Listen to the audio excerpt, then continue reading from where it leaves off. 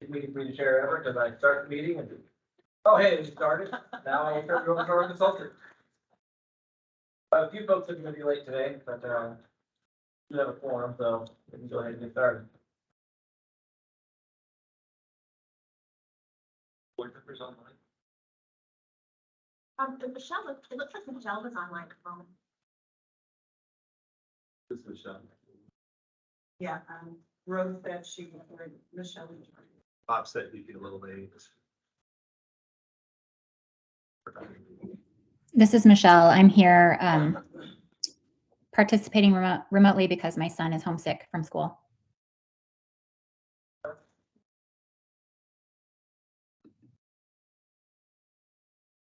We're gonna start off by just doing some introductions. So I'll start off and we'll just kind of go around and just kind of want to talk a little bit about, who you are, what your position, why did you join the board? What do you see as the biggest challenge facing the board? And then 2 years from now, we look back on the board, tenure, whether or not you have success or not. So I'm JJ Schofield. I'm the vice chair.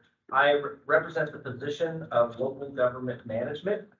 I've been on the board for, how long has it been now? 7 years, something like that. So I came in with Jeff, so we're cronies together, I guess. One thing I really like about this board actually is it perfectly has representatives from management, representatives from unions, and a couple of specialists. And I'm an HR director for Josephine County in my day job. And quite often we have a built-in adversarial relationship with the management union. What I like about this board is it's a very collaborative group. So it doesn't really matter what your official position is. We all have the same goals in mind. And I haven't seen really any sort of bickering amongst the traditionally oppositional groups. So it's very helpful to have a collaborative feel here. So really, why did I join the board? Well, I actually, the previous OEBB director reached out to me and asked if I was interested, but we didn't have any representative in Southern Oregon. And the position of local government management was a fairly new one, and it just hadn't been filled yet. So I thought it'd be intriguing to have someone in the Southern Oregon area represent the interest of OEBB. We were the first local government agency to join OEBB when it was available. And I like to tell the people around me that this is my monthly reminder that I'm a dumbass. Because, I'm knowledgeable about employment law, but this field has been a learning curve. So my first year, there was a lot of like big eyes, and I'd be quiet, and I don't know what they're talking about. But over the years, I've learned a lot about the inner workings of what the insurance world looks like and what boards like this can do to make it better. And I've enjoyed my time on the board because we made a real positive impact on all of our constituents. And so, our objective is to give good quality care at a good cost, as best we can, and hold some providers accountable when you think they're not doing right. And I've seen lots of successes in that over the 7 years I've been here. So that's really why I'm on the board and what I really appreciate about it.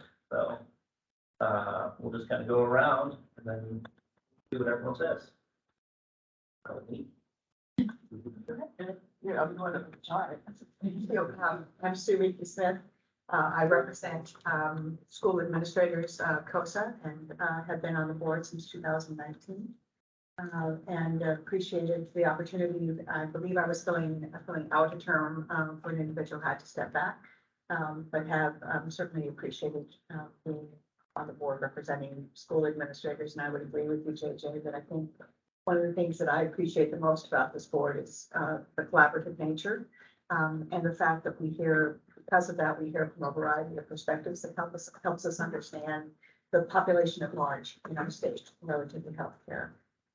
Some on this board know, but I'm currently the superintendent of the Tiger Falls School District, but my previous career prior to education was as a trauma nurse and public health nurse. And so this is in my wheelhouse in the sense of the care that's delivered, and the quality of care is always a primary concern. But I too have learned a great deal from Jeff and Tom and JJ and Ali relative to the inner workings of how we have to think about paying for those services, and giving the best value for them, as well as driving innovation. And so when I take a look at 5 years from now, I know that one of the things that I'm hopeful that we will see is that all of the hard work relative to innovation, and driving, to quality of care and cost, that is commensurate with that, that we will have done a good job. And more importantly, have set a model, because I think boards such as this, as our state government, we can either do the same thing over and over again, or we can be innovators and we can show others how to do it in a way that truly does meet the needs of all of our constituents. I think our biggest challenge obviously is culture, and that continues to be the bugaboo, more than a bugaboo, but I used to be an elementary teacher, so I didn't know. And 3.4, we continue to, we are commanded to follow. But, trying to also minimize the out-of-pocket costs for our individuals is key. And so that's I think that will continue to be our challenge, particularly in light of what is now double-digit inflation, and other concerns. So very grateful to be with all of you, and obviously squares around your face. That's it. That's joy this morning. My name's Jeff Brown. I've been on the board for 7 years. Prior to that, my history with OEBB starts in 2006, so I was there at the delivery room when OEBB was founded as a consultant for different consulting firm, but I have a history with our current. What do I like about this board? Well, it was the most challenging client that I had in my whole career. It was intriguing. There was never a dull moment, constantly new challenges. And so I just loved it. After I retired, I was asked to join the board, and that was 7 years. My personal challenges at the end of this year, how do I let go? Because there's a lot of ownership that I feel about this board, maybe too much at times. It has encompassed so many different aspects. I agree that the collaborative effort has been wonderful. I think very enticing in many respects. There's a couple challenges I see in the future. One is we get so inundated with legislative changes, things like that, that it's easy to forget at the end of every one of our decisions as an individual. They live their life and how they access care. I think that's a challenge for us to keep in mind. The second thing is having a strategic vision that's just beyond you. And that's always a difficult dynamic.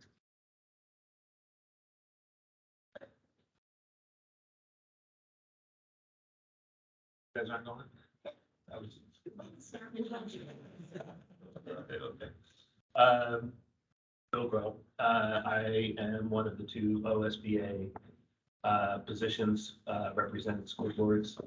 And I have been on the board, I think 2017, 2021, I renewed my 4-year up, so 2017. So my second round on this. I'm in my 11th year as a school board member at North Marion School District, which is all the farmland between Woodburn and Wilsonville. To the right, to the east, to the Pudding River, and to the west, to St. Paul. So we're pretty much a rural farmers. We do have 3 small cities, Hubbard, where I've done that are there, but I am also on the OSBA Board of Directors, and next year, 2023, I'll be the OSBA Treasurer. So working with funding, and I've always done that kind of the financial work and contracts for these kind of things. During the day, I am 43rd year as a semiconductor engineer. Started as an intern in college at Bell Labs on the East Coast, went to college in Philly. Where was I born? I was actually born in Swindon, England. So I'm technically a dual citizenship because my parents were in the Air Force and they happened to be stationed Southern England when I decided to roll into the world. So, but I grew up mainly in Eastern Pennsylvania and then got my MBA at Portland State after. So how did I get on the board? I was doing a lot of equity work for OSBA in 2016, 2017, 2016 mainly. I was one of the original people who founded the Oregon Color Caucus. And so the directors or the executives team at OSBA asked me if I would fill an open spot because I think there was a woman who didn't get reelected at Salem Kaiser who was on this board and she lost her reelection bid. So I came in to fill that spot. See, I can't remember the name, but I was also very interested in coming with school finance and doing school budgeting and at the OSBA level policy making to engage in this. I consider this, and I'll say this in public, right, one of the most important seats that the OSBA represents. On OSBA has seats on a lot of things in the state, but I consider this one the most important one that we sit on. So glad to be here. I did know some little bit about the insurance world, but learned a lot more. Mostly learned about why things are the way instead of complaining, like this is stupid. Right now I know it's not stupid, it's actually because of this, because of that. And things now I see, okay, that's how we got there, right? And now I just don't like now I just don't like it. Right? I know why it happened or why things operate this way.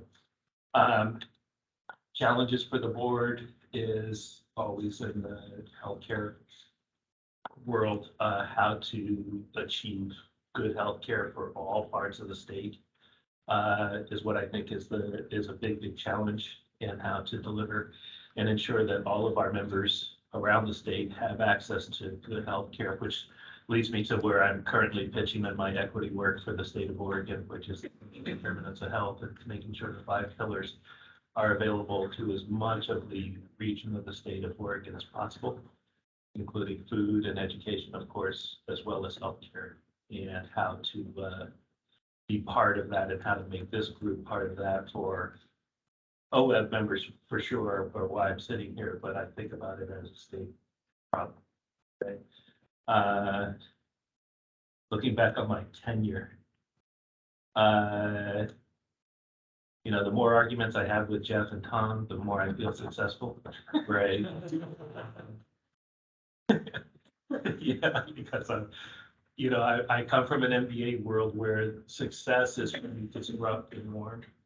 When you disrupt the norm, you bring open-mindedness and the ability to bring in new ideas and change and not just do things because that's the way you always do them. So I look for how to disrupt things that have been there too long.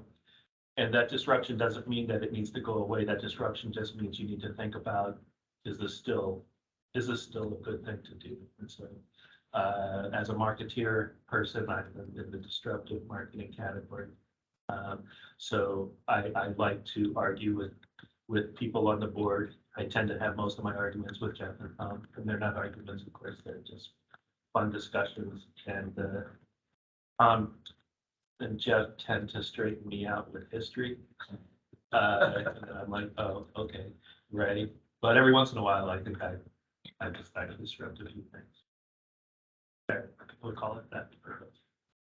And I'm Bonnie Louisa, and part 2 of the school boards. I was born in North Dakota a long time ago. I'm from Hermiston, Oregon, and I was put on the board by my superintendent and our contractor with building one of the new schools, who happened to be our area representative for the School Boards Association, who is just now the past president of the School Board Association. And the reason they put me on is because I was the chief negotiator for the classified employees of the Hermiston School District for 30 years.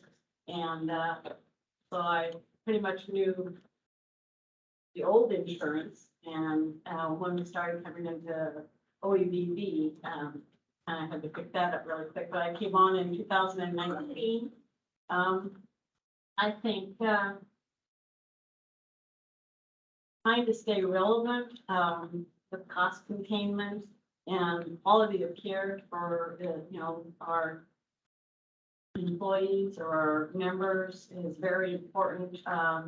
Rural care, I have centers of excellence burr in the back of my head, because I'm not sure how that's gonna work in Eastern Oregon. So, that's always gonna be something that I'm going to ask questions about and, try to find relevancy for where I live and how I can get my members the care that they need.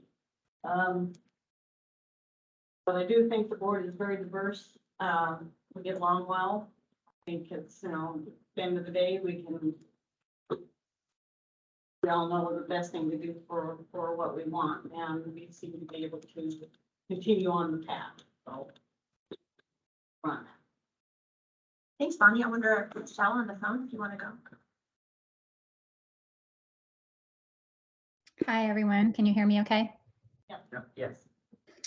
I'm Michelle Dewberry, and I am a grant writer at Portland Community College, and also the vice president for communications for the Faculty Federation, Faculty and Academic Professional Federation. And I'm going to share something really personal that some of you may already know, but this is why I decided to join the board. When I got involved with my union, I was frustrated to learn how little leverage our members had in terms of determining our health insurance choices, and how little opportunity there was to advocate for better health insurance. And in 2010, my toddler son was struck by a careless driver in a crosswalk, and he endured 2 surgeries and a night in intensive care, and he died the next day. And I learned through that experience the secondary trauma of our health insurance system, and which I knew was bad, but it was really, really awful to have to navigate health insurance in the aftermath of the emotional trauma. My health insurance company, MODA, they came after our auto insurance settlement. So we were owed a settlement from the driver who killed our son. And I learned that in Oregon, our health insurance company was considered a victim in the crash and was first in line to collect pain and suffering settlements. And then in 2019, the culmination of about 8 years of work, I initiated and passed a bill in the Oregon legislature that prevented health insurance companies from taking pain and suffering settlements away from crash victims and their families. At the last minute in that bill process, when we were about to go for a vote on the floor of the House, OEBB, an analyst at OEBB, intervened and tried to insert an amendment via the governor's office that would exempt all of OEBB members from this bill that would protect people who were injured in crashes. And I was able to get a meeting with the governor's staff and convince them not to do that. But at that point, I realized that something is far more broken than I thought in our system. And so there's more to the story, obviously, but I am here because back then my out-of-pocket maximum was $4,500, and today it's like $25,000. So this health insurance system that we all think is so good is not good. It's actually pretty horrible. And so I'm here because I want to figure out how to make it better and how to leverage OEB's 300,000 members to get better health insurance. I think that's the biggest challenge for the board. And if I can have some sort of impact on that, looking back after 5 years, I will know that it was successful. But right now I'm just sort of getting the lay of the land and trying to figure out how things work. So thank you. I really appreciate the willingness to share stuff. People, very relevant, we appreciate your viewpoint. Ollie, would you like to pick up staff reflections?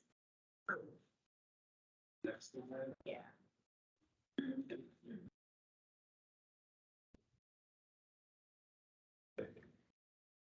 That, Ali Hassoud, Director of OEB and PEB, and currently the interim director for the Oregon Health Policy and Analytics Division in the Oregon Health Authority. And the role I fill in supporting the board's mission, obviously, a lead role. And first of all, I just want to thank everybody for sharing personal experiences, things that, I think we're learning about each other. I think is always a fun and interesting way to kick off the day. And I think the role I fill in supporting the board's mission is really being part of OEB from day one. I mean, I was the second employee hired to start OEB, and I'll talk a little bit more about the history in a few minutes, but what an exciting role I was able to play along with Jeff in those early days. And we could probably talk all day about what that experience was like, even in the first year. But I think the perspective from the financial side, I think my passion to continue driving home our health equity goals, and then really willingness to push on areas that haven't been pushed on in pharmaceutical RX. I think will be a challenge this year that we're going to have to be prepared to address. I think just my commitment to our members is really my number one role, in my opinion, is just making sure that when someone experiences something like Michelle just described, that they have the utmost supports, and that their benefits are there for them, and they don't have an experience like that. So we need to find out more about Michelle's experience for sure, and make sure that that does not happen to any other members.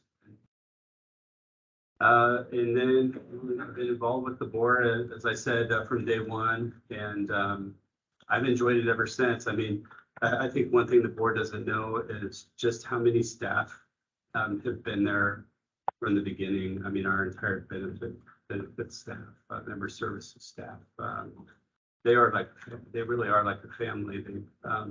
They huddle pretty much every morning, and they're just so solid. And I think you guys all see it in the numbers, the customer service numbers, that they just do such a great job, and they are the lifeblood of our program. So, Damien. Morning, Damian Braco. I'm the Deputy Director for PEB and OEB. Been in that position for almost 4 years now. The role I fill is helping Ollie get everything done. And since he's been in his interim job, I found out just how much he was doing that I really didn't know or appreciate. I really appreciate everything he did now, all those meeting agendas, et cetera, et cetera. I was actually working for Kaiser Permanente. I was in charge of large group when OEB started up, and my staff is the team that put together Kaiser's response and our initial plan offering. So I go way back with OEB as well, even though I've only been in the department. Cindy? I am Cindy Bowman. I'm the Director of Operations, which means that I work with benefit staff, I work with system staff, and communications. A lot of communications so far this year. Anyway, I think I view my role with the board and also with OEB as really the member focus. I think customers, our members are our customers, and those are the most important. And so I am usually the one that gets feedback from members when they feel like maybe the benefits aren't what they'd like them to be, or want us to look at new benefits, or they're having an issue with the carrier or whatever. And so I feel my role is to work with Mercer to maybe bring those issues to the board so that they can be addressed. And to make sure that our communications are focused on our members and how we can best help them. Equity is really at the forefront right now for us. And so I'm also working with the health equity team or something. Anyway, so that's my role. And I really enjoy working with the board and all of the staff. Yeah, my name's Glenn Bailey. I'm a policy program development coordinator with OEBB and also working with PEB. A lot of my work is working on new programs that come in. First, it's, new benefits, new services, and trying to get those implemented and then evaluated. Working closely with others, within PEB and OEBB. I also, one of my other roles is to staff the strategies on evidence and outcomes work group, which Bill is on. And I've seen those discussions between Bill and Jeff and Tom, and they're actually very good. And my third role, which is coming up, is I am the legislative, bill manager, as it's called, for the session. I work with a team that analyzes legislation, provides our leadership here in OHA, as well as with our government relations on what would be the impact of specific legislation that's going to pass, both fiscally and from a program and policy area. Excuse me. To that, I also working on a number of different special projects too. I kind of see my role is working more from the sense of new programs. How are things affecting what is working best in many cases for OEBB and PEB? I'd like the Mercer team just to take a quick minute and, 7 minutes. Hi, I'm Stephanie Dodson. I started in August on PEB and OEBB as the administrative specialist one underneath.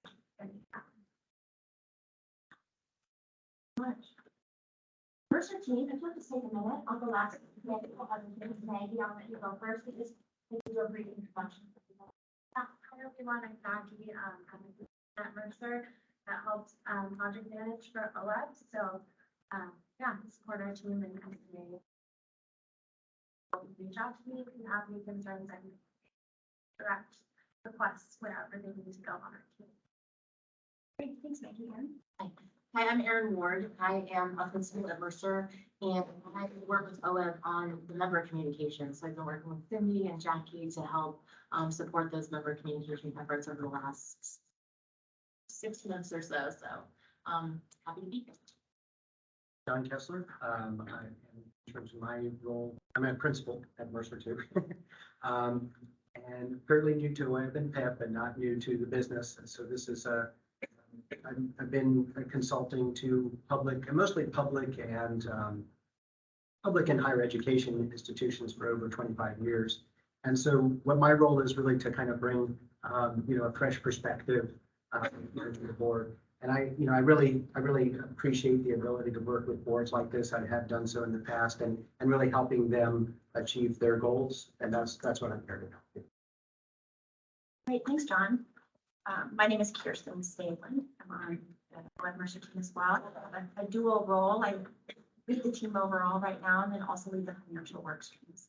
And I see my job as helping you guys do your job. So we are always here interested in helping get you guys what you need and bring information and help to prompt understanding.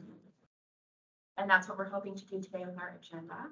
JJ, thank you for kicking off the introduction section. It was really great to meet everybody. I just wanted to take a minute before Ali launches into a little bit of OS history and just tell you about our day. We tried to take advantage of the fact that we're all in person today and really put the emphasis on collaboration between the OEBB board members.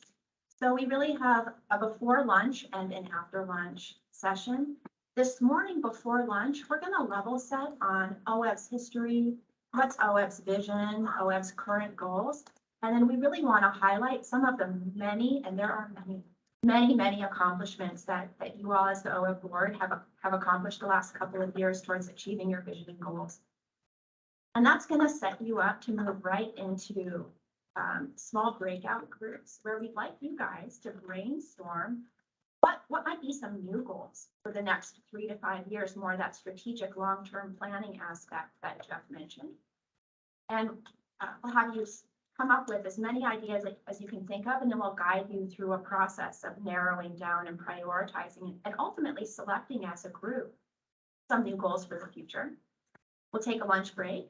After lunch, we'll come back and John is going to talk about some innovations in health benefits.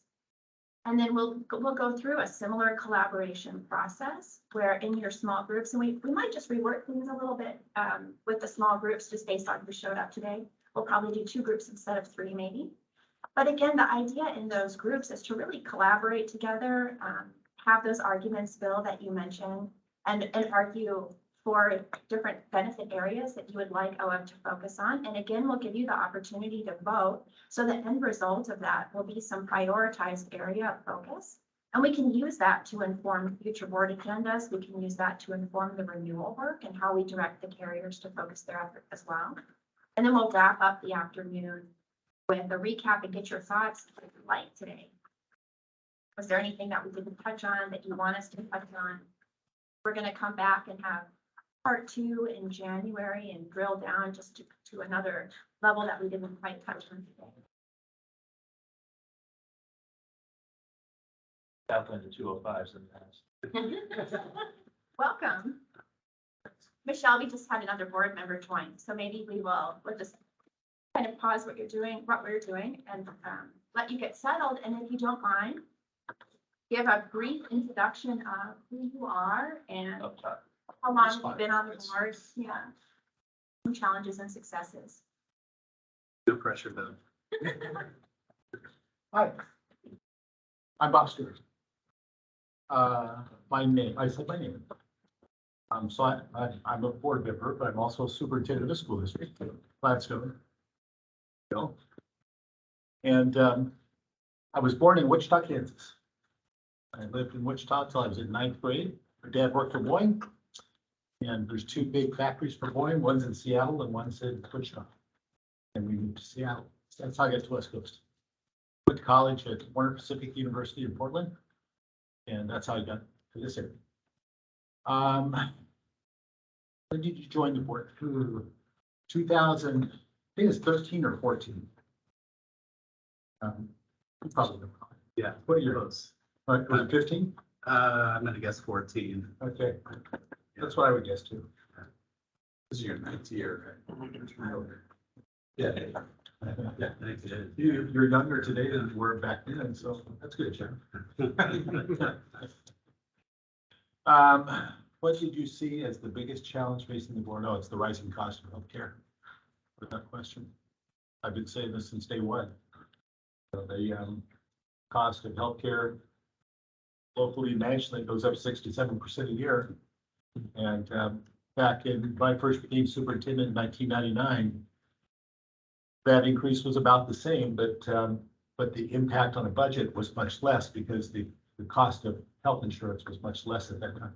So we really didn't fuss about it too much back in that time. But over the years, once healthcare became a larger portion of the overall school district budget, those things hurt. And so the challenge, as I see it, is right now, those increasing costs are starting to transfer to the employee as it relates to higher deductibles. And I can see us eventually getting to some really difficult decisions. Back when the Oregon Health Plan was created in the 90s, one of the things they did at that time is they didn't have enough money to fund the entire Oregon Health Plan with putting people on Medicaid. And they created this long list. You remember all this, right, Jeff? This long list of things that people might have need health support for, and they had to draw a line across that and say everything below this line we cannot cover. Everything above this line, we can cover. And we've never grappled with that very, very, very complex and difficult problem. There just might not be enough money to do everything we hope that we could do. From 5 years from now, you'll look back on your terms on the board and know if it was success if we regularly talk about those things. And we think about, they'll come out later in one of our smaller group meetings, but I'm also really concerned about access in our rural areas of the state. And that as we start to ratchet back quality, and not ratchet back quality, what we're ratcheting back is who could administer what services where, based on quality metrics that we're going to come up with. And the potential is that some of those health organizations in one of our rural communities will not be able to function. And we will have greatly limited access to people if a hospital has to close in a rural area of the state, or if providers in a rural area of the state can no longer make it.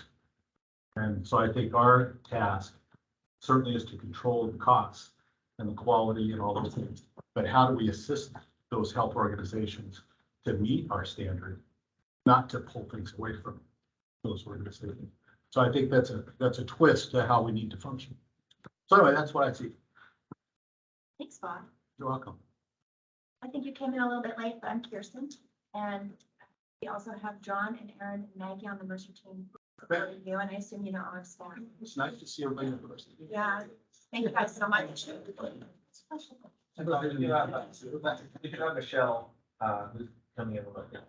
Okay.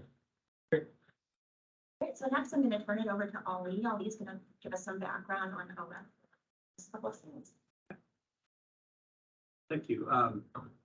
Yeah, I mean, going back in time, like I talked about earlier, you know, Jeff could probably tell the story a little better than me, but, and as Bob just mentioned, you know, in the 2000s, the cost of healthcare was literally doubling, you know, every 7 to 10 years. And the average premiums, there were, like everyone else was experiencing in every industry, skyrocketing and becoming a bigger proportion of a district's budget or a local government's budget, and was growing much faster than the cost of living.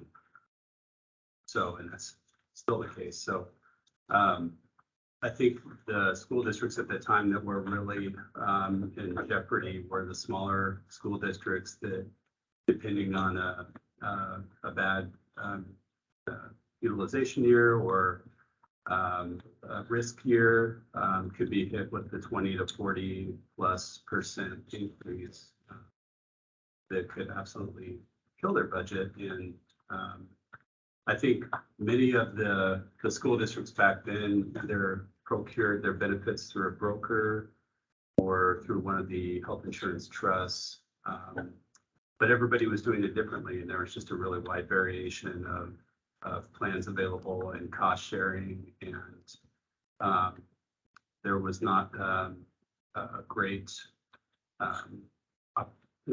opportunities for the smaller school districts, especially the mid to small districts that could face large swings in their budgeting. So with that, after a couple very failed efforts in 2007, Senate Bill 426 was signed into law, and I think it passed on a 5-4 margin,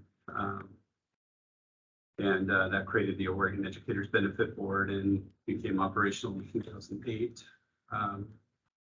And really, at the time, this was really innovative. I mean, I don't know if there was maybe 1 or 2 other states that had a large group that combined all their districts into one purchasing entity, but so we've actually talked to several states since then. We've actually worked as kind of consultants with like the state of Washington, who created their own OEB. But at the time, the thought was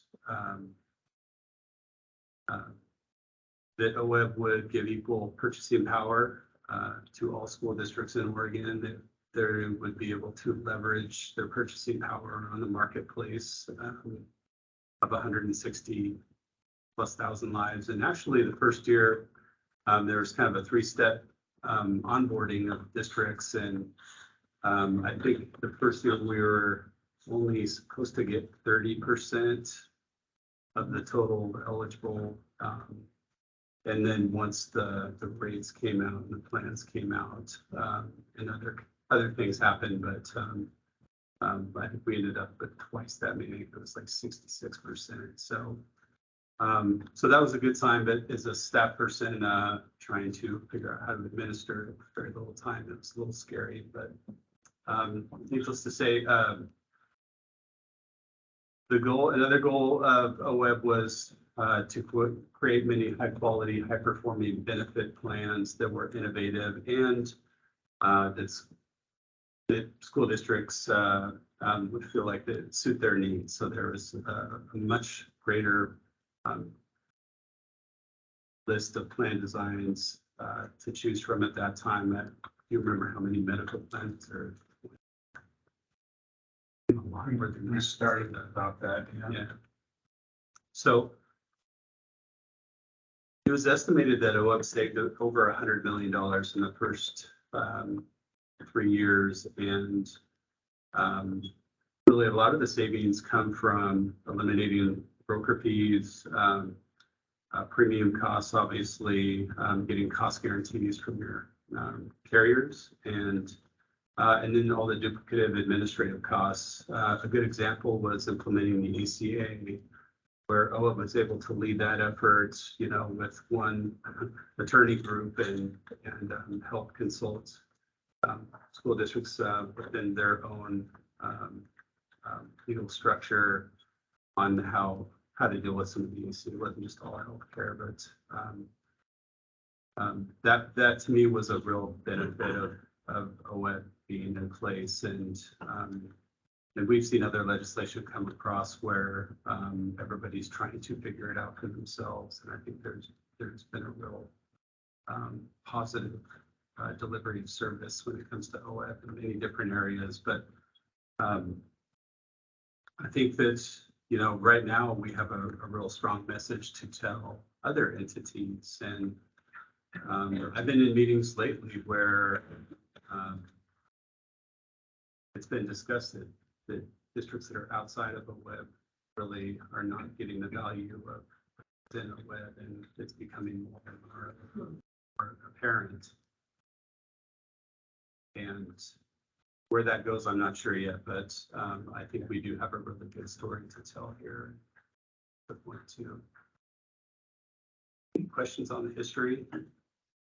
Jeff, is there anything you want to add? Well, I think in doing the feasibility study, there were only 5 states that had statewide programs. Texas, that was stuck out at that. They had less than 500 employees. They were in a pool. And John probably knows better than I do. I think employee has something in the ballpark of what this is. I had a second point, but I'm 74, so it'll come back. Yeah, it'll come back in 5 minutes. Yeah, isn't this fun? I would just add, it was really political at the time. Oh, yeah. Yeah, there were big battles going on. Yeah, but it was different then. What were the battles focused on primarily? So this is Bob Stewart's opinion, okay? I can only give you, as a superintendent sitting in a school district, what I was seeing and what I was hearing and what I was feeling. OSBA had been the primary provider of healthcare benefits for public employees. And they activated districts all over the state to resist OEB in a real significant way. Employee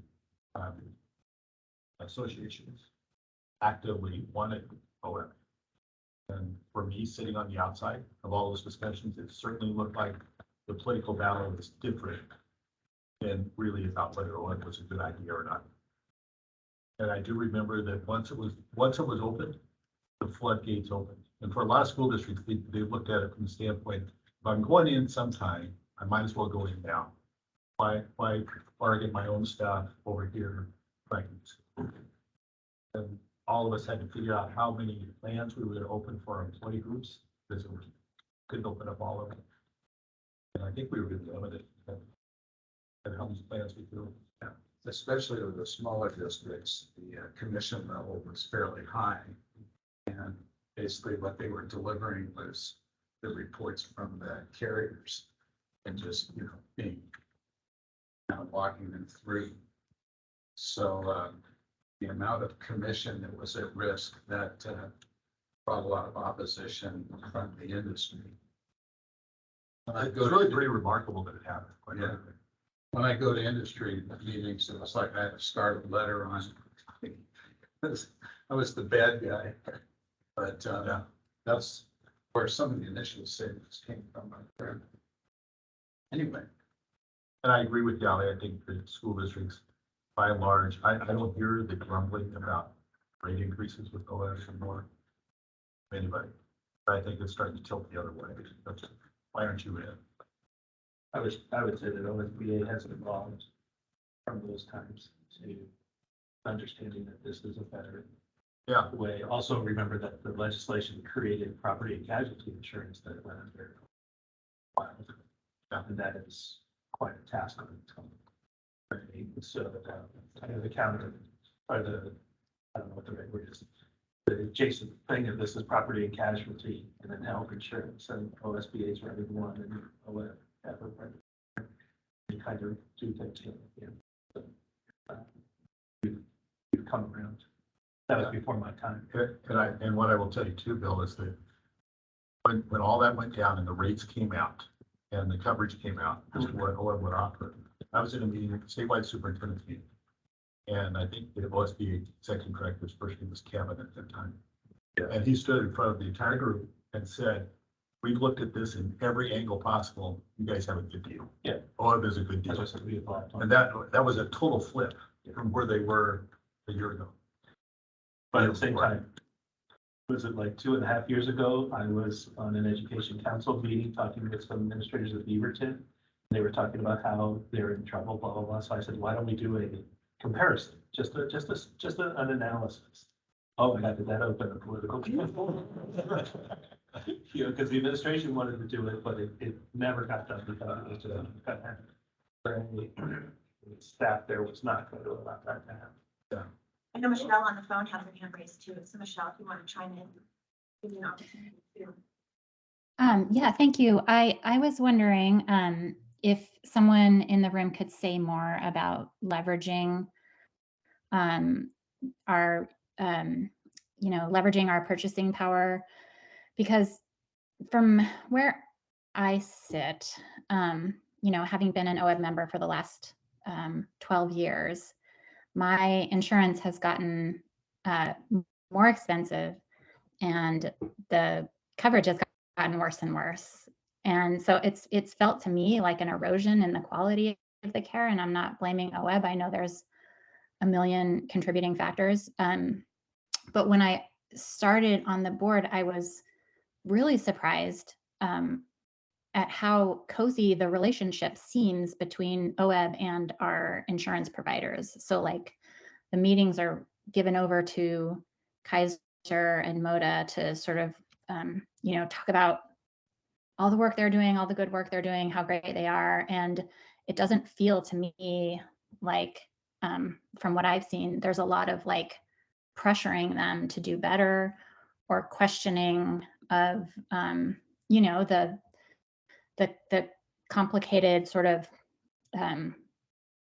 the profit that they're making and challenging any of those like economic factors to it doesn't feel like we have a credible threat of walking away from either of those insurance providers. But I also know that I'm new, and I'm sorry if this isn't the place to ask these questions, but that's my question. I think that's a great question. I want to talk a little bit about that. So Josephine County joined OEB in 2014. Started the process in 2013. We were the first local government. And the reason we joined was we had Pacific Source Insurance and our rates were gonna go up 19%. And the reason rates were going up so high is we have a small pool. We only had, I think at that time, 275 employees. And we have a handful of expensive procedures.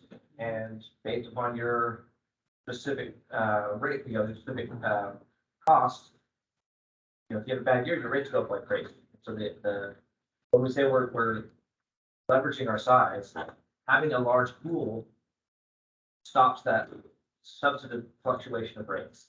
And you can have pools that'll have good year and bad years if they're smaller, and the good years frankly might be better than 11, but the bad years are much, much worse. I know local government, there's a much smaller pool that's part of city county insurance services. And the counties that are within that pool went up 12% last year. We went up at 3.4, 3.3. So one of the challenges that we have with messaging is insurance in general, 20 years ago, is better than it is today across the entire country. What the coverage was, what the costs were, was just better. And it's that the costs for insurance have gone up substantively higher than inflation every single year, every year. And in order to keep the costs low, we have eroded things, and not just us, but the entire industry has. Co-pays have gone up, no insurances have gone up. So it is challenging. From a user perspective, it's hard for them to recognize the work this board has done. And the board's done a lot of work to provide a better service, reduce costs. But when the entire industry has changed substantively, it's hard for the user to see that.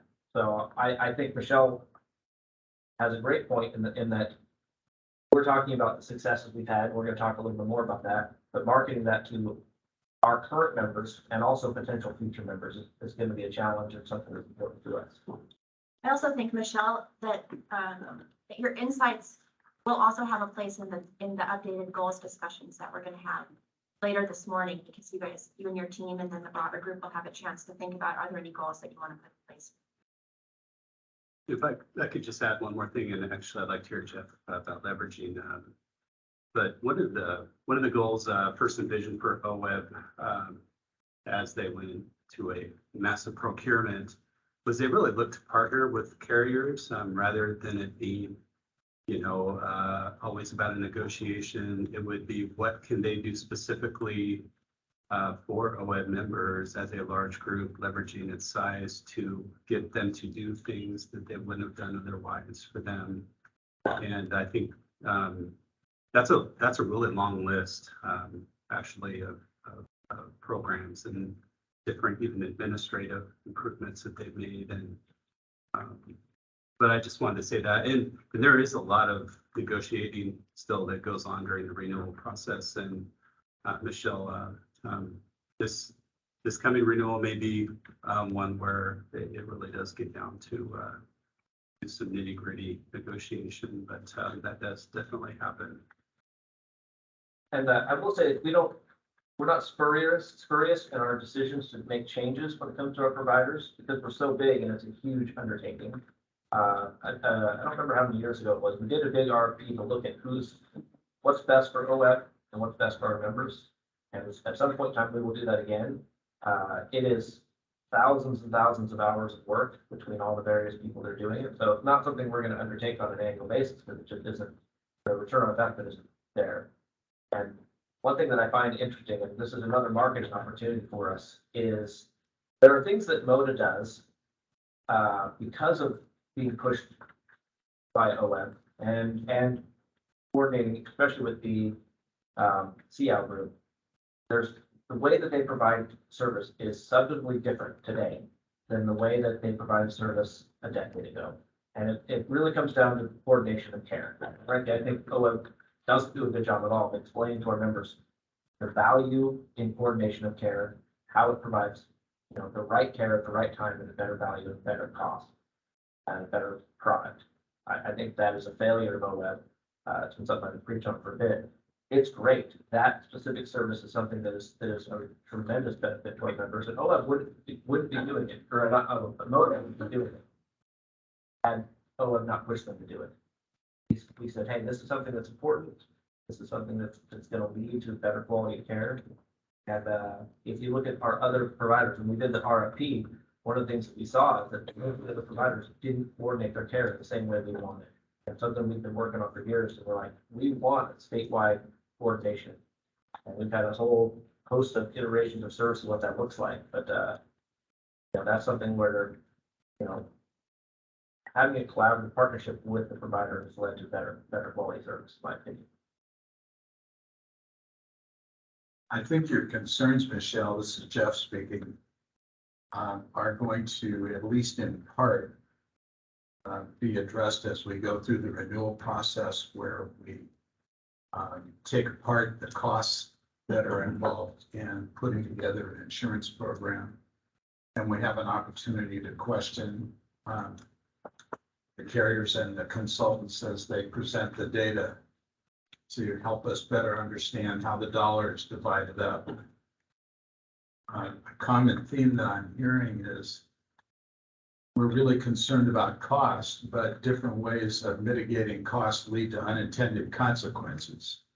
And so your experience, I would say, is a great example of that in order to meet other requirements to keep certain costs down. Then a door is opened where the end user is surprised by something they didn't expect. And when I said earlier, keeping in mind the end user is a challenge for us. It's a complicated subject. And if we only look at cost, we can be misled into adversely affecting the people we represent. So February, March, April, you're gonna get a crash course in financing of health benefits. This is Bill, I'll chime in a little bit too, that, I've only been here 5 years. Seems like a long time, but not compared to others. I've seen a lot of changes from the day I first came here. And Jeff knows that, I started coming to CL meetings, not as a CL member, but just to learn what was going on. And I've seen a lot of changes, some of which I fought for, that I gained allies on the board for, but, and some that we argued over. So example, I was heavily against Willis Towers Watson that was cost averaging all the plans together. So I couldn't tell what plans were advantaging and not, and asked them to switch that. And Jeff and I had a lot of discussions over how to cost model, and that changed. I have only been working with Mercer for 4 months now, but I kind of stick with that I need to see the financials better broken out. We pushed Willis Towers Watson into a lot more equity and social determinants of health data. That was not there when I first joined for the first couple of years, and we drove that pretty hard, and that was coming around, and it was a big part of our vendor selection. And MODA changed their whole cost model. 3 years, the third year I was on, over kind of things of pushing towards coordinated care model and how they went to an incentive model instead of just a high price model was magnificent to me. I congratulated them over multiple times, and that was a push from the board. And our politeness is not, to me, to be confused with what we are asking for. I think it's very nice on this board that our polite requesting of change and evolution and how we do business is being met with responsive nature of our vendors.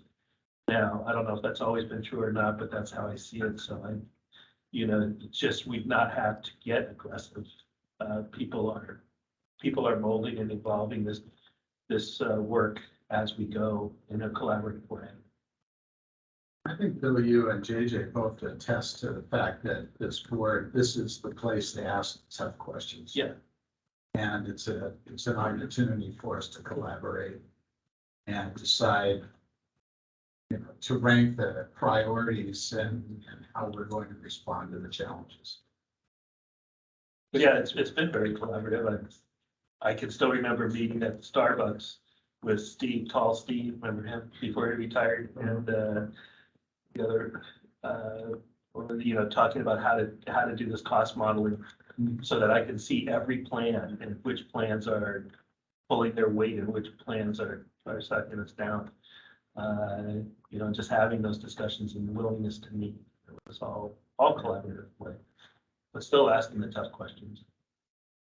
Thanks, everybody. It's a great discussion. We have lots of good notes too to think about how to incorporate those throughout the day. Ollie, you had 2 more slides. Yeah, I think it's like these.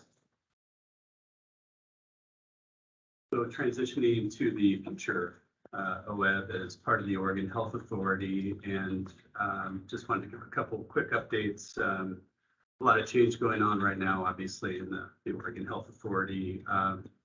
And with a new governor, we're getting a new director and hopefully soon a new health policy and analytics director as well. But first transitioning to a new governor. So we are starting to prepare a lot of policy papers, org charts and all that for the governor's transition team. They haven't actually named a health policy point person yet. But we are starting to get some inquiries, not OEB specific yet, but I'm sure that will be coming. As far as my interim role, don't really know how long that's going to be. Hoping maybe they appoint an acting director here pretty soon. It sounds like they might hire for this position for legislative session, not in the middle of legislative session, but I'm not sure that's going to happen. So maybe through the entire legislative session, but it is an interim basis, so we'll give updates whenever we can. And then one of the reasons governor's transition, they kind of keep things close to the vest. Within state government, especially, well, any local government, the real policy vehicle is the budget. So they have until February 1st to release that budget. And so some of the funding packages, we call them policy packages, that have been submitted to the governor. Normally we hear a yay or nay on those by October, and we probably won't get word on that until of January, if not February 1st. So really right now, we're just focused on preparing for session. And Glenn leads for OEB, and we're hearing there's a tremendous increase in the number of bills that are likely to come out. So it should fit from that. But with all the change, staff is resilient as ever, and they just roll with it and focused on our members and the board's priorities. So with that, just like to give a brief update on some of the administrative projects that we have moving forward. And as I mentioned earlier, our focus is really delivering the best value to our customers, our members, and that includes administration of school districts, local governments. We work with them very collaboratively. And this first one I mentioned is an important one to that group. It's our joint PEB and OEB benefit management system replacement project. And Damien's been a big leader on that project. And we're still, I should probably confirm this, but we're still on track to go live around Q2 in 2024. My best guess is that will be delayed. Okay. How long have you been working on this? Oh, it's well, I don't know. The vendor contract was signed in late January. We did the RFP last year. This was my learning state government, being in the private sector for 30+ years. How long it took to get the contract signed. We had everything negotiated, but there's so many checks and balances within the agency and the state that I spoke my head off. And you know why? A big part of that is cover Oregon, so they have a lot of stops along the way, the entire process. So we just started work. I mean, basically a year ago. So, but that is progressing, and we have an excellent team on it, a good vendor, and this is easily our highest risk project and our highest return. Basically, by combining our enrollment systems, we can enhance and modernize our members and administrators' user experience, and I'll just give you a couple examples. The ability to implement and maintain the latest security best practices. That's kind of one of the biggest reasons why we were told we needed to replace the systems. Mobile application compatibility, which is oftentimes requested by our members. Compatibility with multiple browsers, operating systems, and devices. Flexibility to accommodate our business partners and customers' needs. The availability of on-demand enrollment training tools for members and administrators. Oftentimes in entities, administrative offices, they have staff turnover and there's nothing to really help that person with what they need to get done. So we have to fill that need. So, and then automated dependent eligibility verification. That'll be a real benefit of the new system.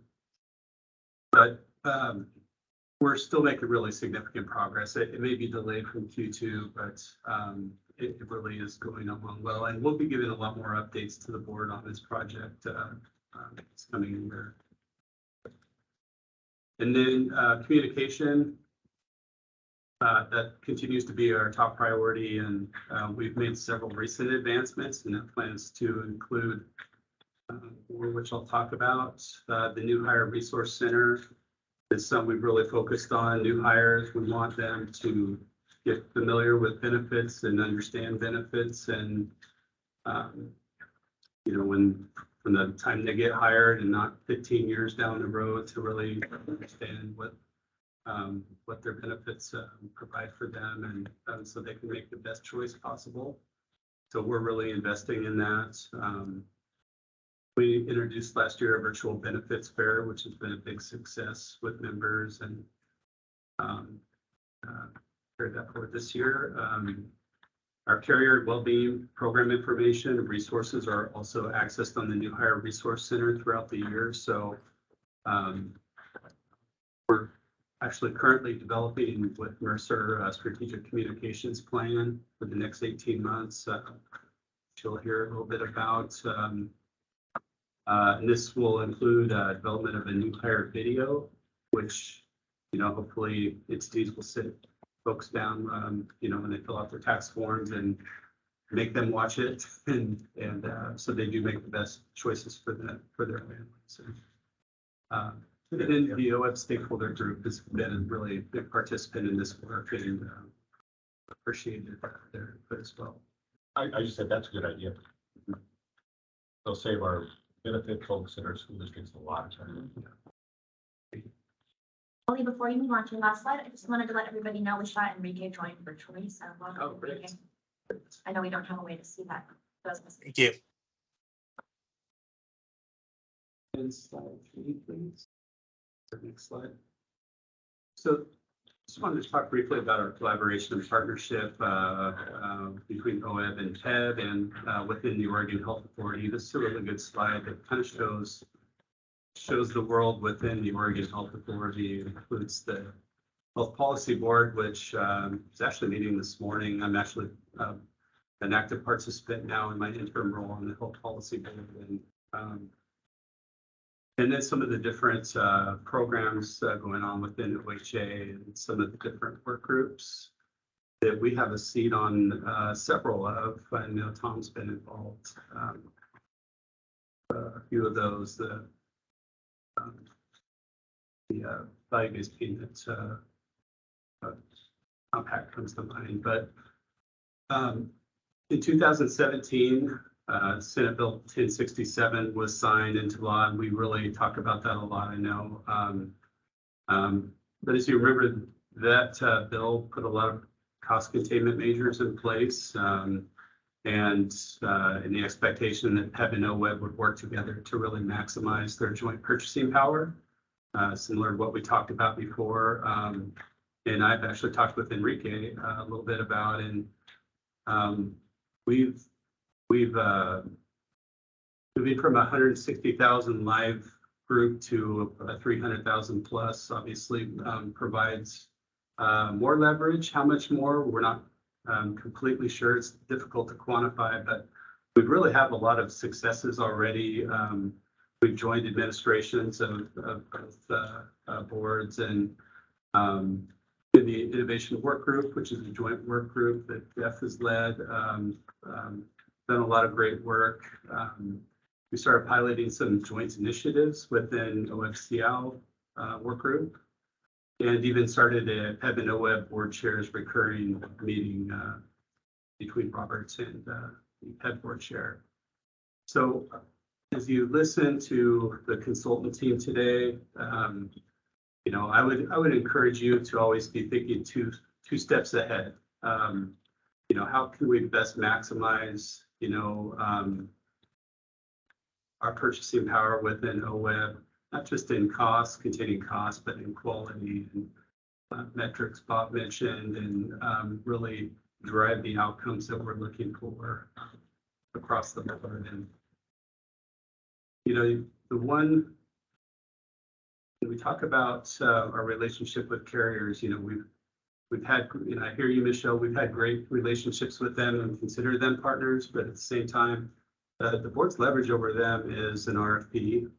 So even the veiled threat of an RFP, not just medical, but other lines of benefits is delivered in difficult negotiations. But you know what, again, that's like a two and a half year process. And I think things have been going pretty well over the last couple of years. So with that, I just thank Do you everybody. remember the last year we did the RFP? That was 16, 16 or the 17. So 6-7 years ago. Yeah. Is there any cadence that we should have for redoing RFPs? I mean, large group like this size is probably close to that, right? 6-7 years. Yeah. And if it's a 2 to 2.5 year process, then even if we said, let's start the process, we'd be out to 2025 or 26 before that would actually be. There's no right time frame for that. We think about a couple balancing factors, right? We always want to be perceived as doing due diligence and you know, like financial due diligence for our members. That's a factor. But also to JJ's point, it's not a 3-month work effort where some people do some work during the day and the RFP is done. So we also balance that with thousands of hours of work and cost that comes with that work for everybody involved, the board as well as staff and consulting teams. That's a factor too. And then also, I think a factor is what's going on in the market. Are there things out there that we want to check out? Has there been enough innovation in the market where now there are new things for us to choose from and we want to see what can run? You know, we do see in the commercial market for smaller clients, maybe, you know, more in the 3 to 5 year range. OEB certainly is special in its size and complexity. You know, so that going longer isn't a problem for OEB, but it's something that this group, it's a good thing for this group to be talking about. Yeah, I think the other factor with that, which was a real significant weighting factor, is that what we did is this causes a lot. Whenever you do an RFP and if you switch carriers, it causes a lot of disruption for the user. Because they're trying to figure out the new system and what coverage do I have and just everything connected with that. That's so true.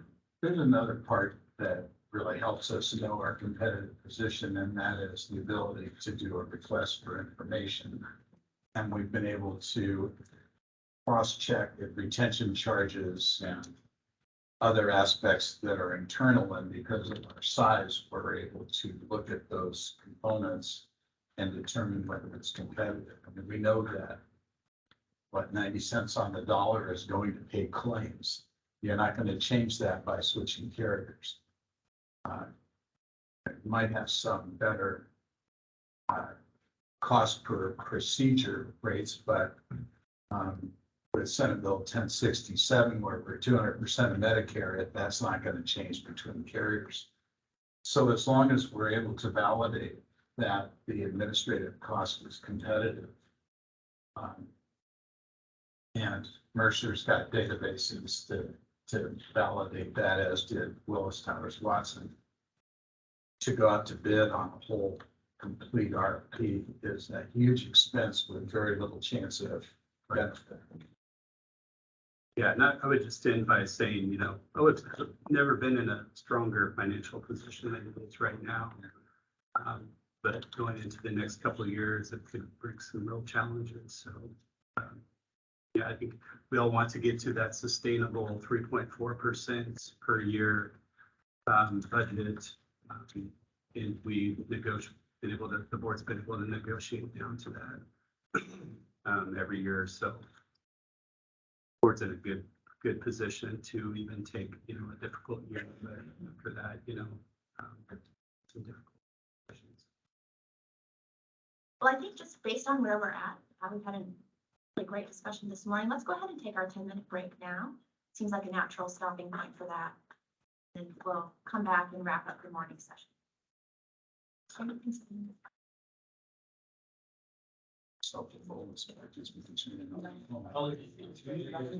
Yeah, actually, I consider this. It's got. But they roll on.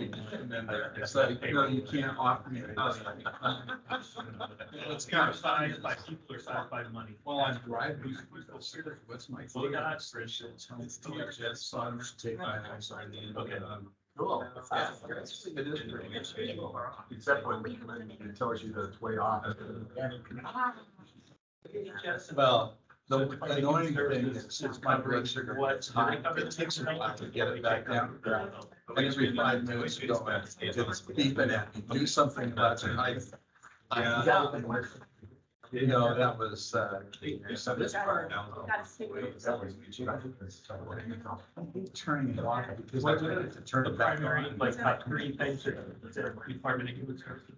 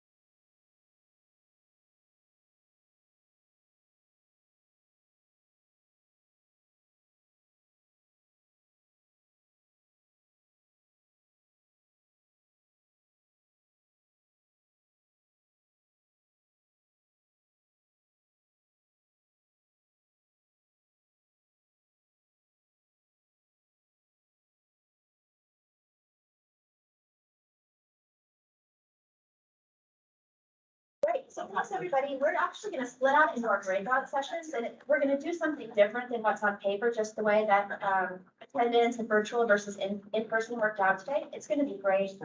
This side of the room, so Jeff, Sue and JJ will have you four be in one breakout group and I'm gonna come join and listen in over your shoulder. And then Michelle and Enrique on the phone.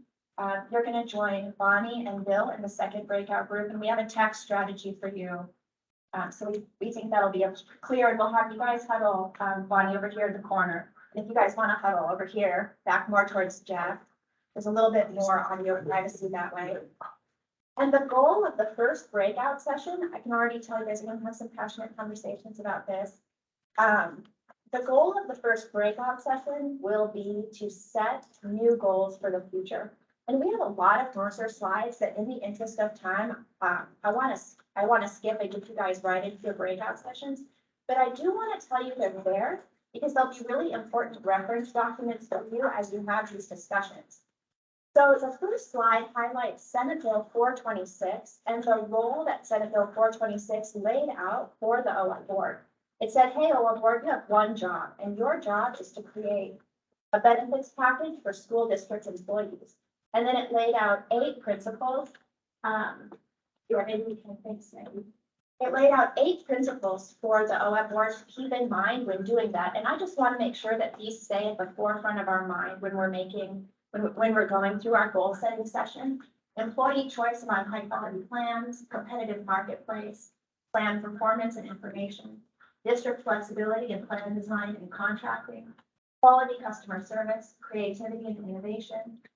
The idea that plan benefits is a part of an employee's compensation and improvement of employee health. So these are still in play and we need to keep these in mind. And then Maggie, will you go to the vision slide next? We also have, you can reference to, in the center circle is the big one and it highlights 3 big pillars of OEB's vision. They are affordability, accountability, and improved member health.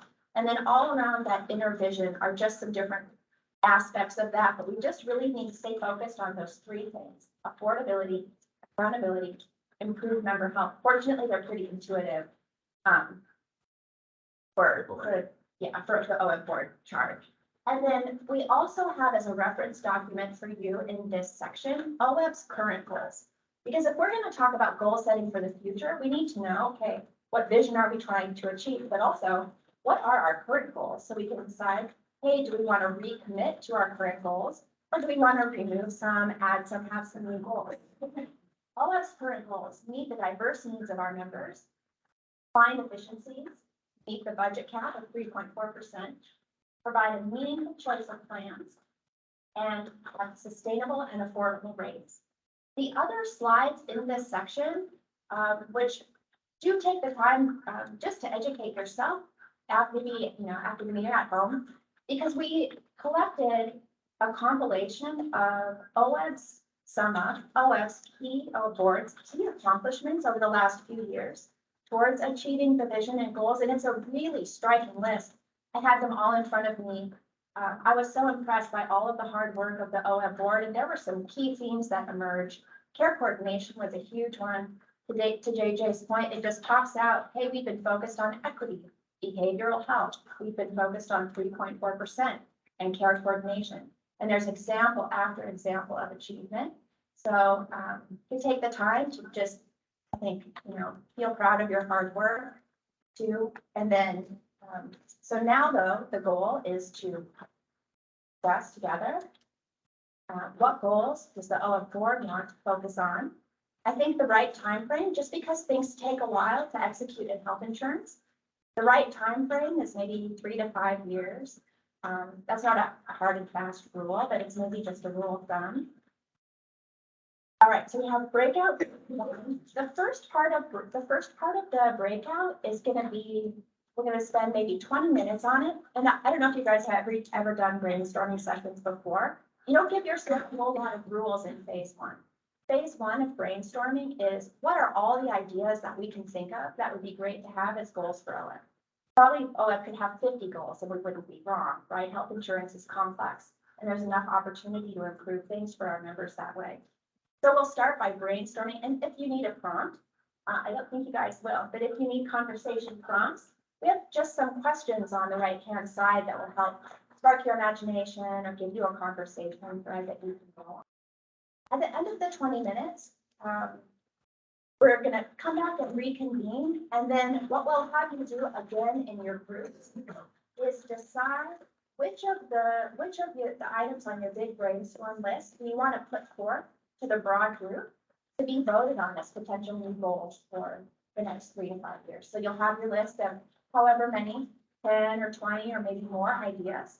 You'll decide as a group, hey, I want to put these 3 to 5 forward.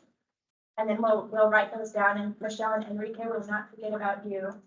We'll give everybody the opportunity then to vote on what would they like to see the OEB board adopt as goals for the future. Anybody have any questions about that, the process in a nutshell? This would be a technology problem. We're talking about that when you're Okay, we'll get the tech figured not a out. tech, not a tech, you'll see. Okay, all right, we'll get that figured out, and then, JJ and team, you guys good to go? We'll let you get off and running, and then let's reconvene. It's 11:10, I think 11:30 is perfect. Let's wrap up this initial brainstorming phase. This is just the brain dump in about 20 minutes. And Michelle and Enrique, sit tight. We're gonna get the tech. Not tech figured out. problem. This is my idea, probably. Your idea. Oh, my idea has a. It's got